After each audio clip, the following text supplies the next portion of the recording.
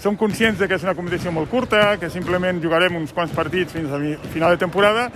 però tenim moltes ganes de ressarcir-se i per tant jo crec que sí que hem tingut moments una mica de ballada anímica, però ara ja estem a un nivell òptim per poder competir. El que sí hi haurà serà segurament un rendiment no òptim, perquè lògicament no pot ser-ho, pero que la intensidad y las ganas aquestas están aseguradas. La federación ha ido haciendo propuestas de calendarios y de seguir ampliando lo que es para poder tirar adelante la competición,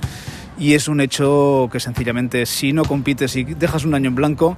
luego retomar los grupos, retomar a los equipos sería mucho más complicado. De esta manera, aunque sea un tramo corto, que sea una competición corta, mantienes la vida de los equipos, mantienes que sí hay algo de competición que se pueda tirar adelante. Bé, doncs una mica les mateixes mesures que portem seguir durant la temporada a nivell d'entrenaments, que és l'únic que en algun moment hem tingut la possibilitat de fer, sobretot la presa de temperatura abans d'entrar a la instal·lació, la desinfecció de mans amb el gel hidroalcohòlic i la desinfecció de calçat i del material esportiu amb un altre material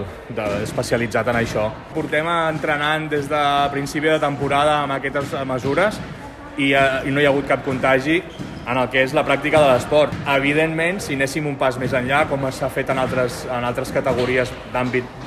nacional, que es fan el test d'antígens cada setmana per comprovar que no dona positiu, home, clar, això et donaria un plus de seguretat. No tenemos más recursos para poder asumir y para poder seguir ampliando a más peticiones que nos llegasen externas. Ya vamos justos porque además hay muchos equipos que han quedado cojos porque ha habido muchas bajas de gente que al no competir o de jugadores que al no competir han abandonado el club, entonces estamos muy cortos.